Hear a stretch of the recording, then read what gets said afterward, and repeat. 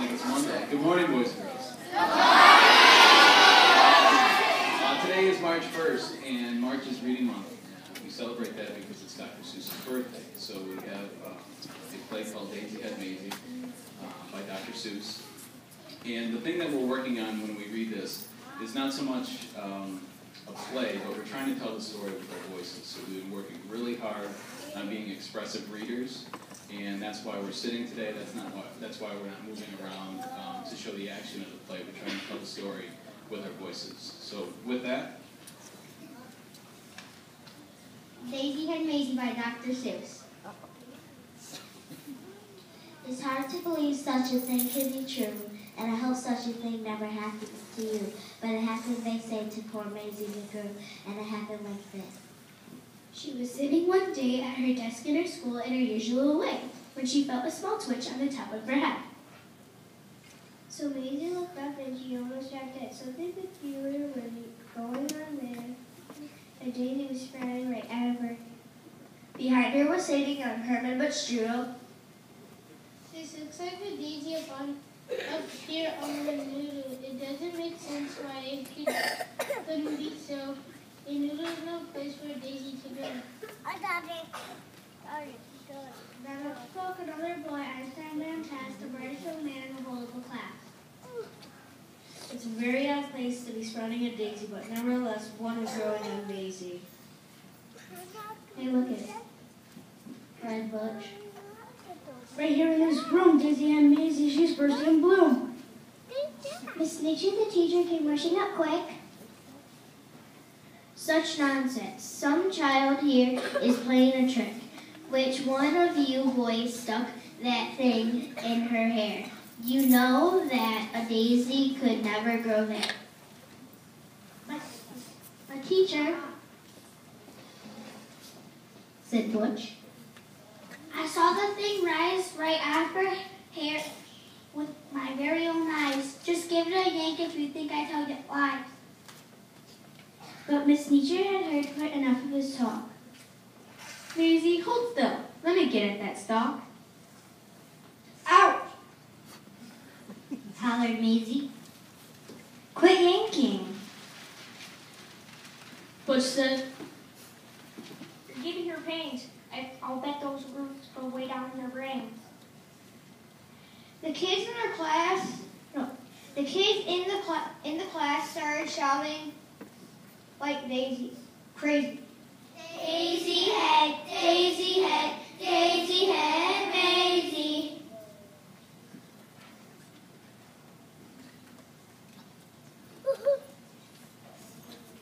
Children, be quiet, agree, and laugh. Miss Nature was shocked by the noise in her class. I've taught in this room 20 years, maybe more. I've never seen anything like this before. I'll just have to report it. You'll just have to come to the principal's office and show Mr. Grum. Now the principal, good Mr. Grum, was a very nice man, just smart as they come. He knew more than anyone else in the nation about long division and multiplication. He knew all the answers why ocean are deep, why skies are so high, and why mountains are steep. He should have answered to this daisy on me. my word. He declared. It's a genuine daisy. I've seen them quite often in fields growing wild. Never before on the head of a child. Now what in the world ever made Miss Finks sprout? Now, I have no idea, but I'm going to find out. It says here, daisies grow on the land. They grow between rocks. They grow also in sand. It mentions right here they grow in a pot, but mention the head of a girl, it does not. Daisies, it says, sometimes grow in Alaska, also Missouri, Round Island, Nebraska. They grow in Japan and Spain and Peru, in India, France, and Idaho too. They grow in St. Boston and also in Rome. But why should they grow on silver stones? Say, look it, said Mayzie. It's wilting, it's drooping. How wonderful, Mayzie. As it will soon be dead, and you'll be rid of that daisy. In just a few minutes, our trouble will pass, declared Mr. Groom. Take her back to class. Then the principal saw a most trouble sight. Terrible sight. The daisy was dying, and that was all right. But that daisy was part of a poor Mayzie McGrew, and Mayzie was starting to wait away too. Teacher, said Groom. You know what I think? They're both gonna die. Hurry, bring them a drink. That Daisy, that girl is the worst problem in town. You take her away, you make her lie down. You lock her up tight in that room down the hall. There are quite a few numbers that I have to call. Get Maisie's parents on the end of the line. I need them here quickly while there's still time. On the phone, Maisie's mom asked, "What's all the fuss?" Goodness to Betsy, all this and good. A call to the shoe store reached Mr. McGrew. He answered while holding a customer's shoe. Yes, Mrs. Oh no, I really must go. A doctor should see her. The principal said, and an expert on plants like that one on her head. So he called Dr. Eisenbar, who said, What's a trick? My stethoscope's packed. I'll be there in a tick. Wait, Doc, said his patient. I'll come along too. My brother's a vet and he knows this McGrew. When he had finished for his grab for his shears, I'll be there just as soon as my truck is up here. Meanwhile, poor Mayzie McGrew lay down on the couch, the daisy slumped down and its leaves on his touch. But the window was open because it was warm, and the sweet-smelling daisy attracted a swarm of bees.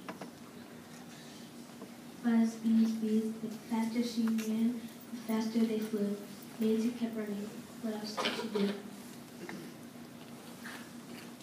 She attempted to hide behind Officer Thatcher, who cupped out his head like a bumblebee catcher. Bees took his hat, Thatcher said. I'm no fool. And ran away after Mayzie back to the school. Principal Crumb didn't know what to do. It's worse, cried Mrs. Sneacher. Much worse than we feared. The daisy and Mayzie had both disappeared. Behind her came charging Mr. McGrew, chased by a customer chasing a shoe. Finch the florist, Dr. Einsberg, too. Dr. Einsberg, patient, and Miss McGrew. Then through the window with Officer Thatcher, who slammed the pane shut so the bees couldn't catch her. Jumped Mayzie McGrew to the floor in his feather, with the daisy still there except taller and fatter. My poor little daughter, the daisy is sure I'm going to faint, cried Mrs. McGrew. Tut-tut, Said the florist. There is no need for tears, just because there is a daisy between your two ears. I'll snip that right off with my sharp plumbing shears. She's my patient. Don't touch her. You must stand apart. We've got to have room, said Doc. I think that Mayzie on her plant could help me get a research grant. Then the door opened wide and the mayor stepped inside. At meetings and greetings, there's none to compare. It was best that long speeches, chock-full hot air like Mr. Valere. I promised my friends that if I'm reelected, the Daisy on Mayzie will be disconnected. The law of a file is a simple sound. Daisy belongs to stay in the ground. The rest are illegal with bottom in town. From the back came a voice, sometimes loud, sometimes slight, of a wheeler and dealer who knew every trick. I'm Finagle the Agent. You've heard of me, I'm sure. I represent young What's-His-Name and others now onto it. But Mayzie, you're so special. Please let me shake your hand. Your talent is a wondrous thing, unique in all the land. Daisy and Mayzie spelled out in bright light will draw kids in the day and parents at night. Daisy and Mayzie, you've got quite a knack. Just stick with me, kid, and sign this contract. Your flower needs to sign too. Her mother said. Mayzie, don't be a fool.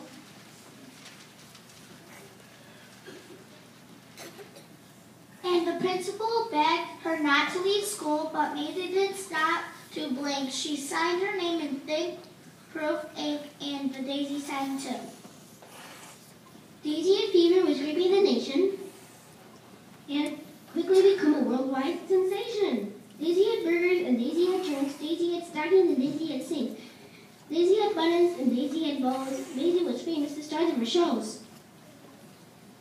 Famous knocked on Maisie's door. Now she had it all, and more. Piles of money stacked in tens, but what is money without friends? A dream had led her far astray. That was the price she had to pay. Mayzie McGrew ran night and day. Now where to go? Now where to stay? Because she was sure that everyone must have written her off in total disgust. Over and over again in her head. These are the words that poor Mayzie said. I can never go home. Nobody loves me. Nobody loves me. Nobody loved her, poor Mayzie McGrew. It's hard to believe such a thing to be true. And maybe that's why then, that this Daisy above, when Mayzie below began talk of love, when you know about Daisy is when love is in Dumbit. The job of a Daisy is try and find out. They love her not. They love her not. Don't worry, Mayzie. They love you. They love me? Well, that's how it all happened. The thing went away. And Mayzie, who was quite happy today, back at her studies and doing just great in all her subjects in move number 8. And considering that daisy, you know that it never grew out of the top of her head again, ever.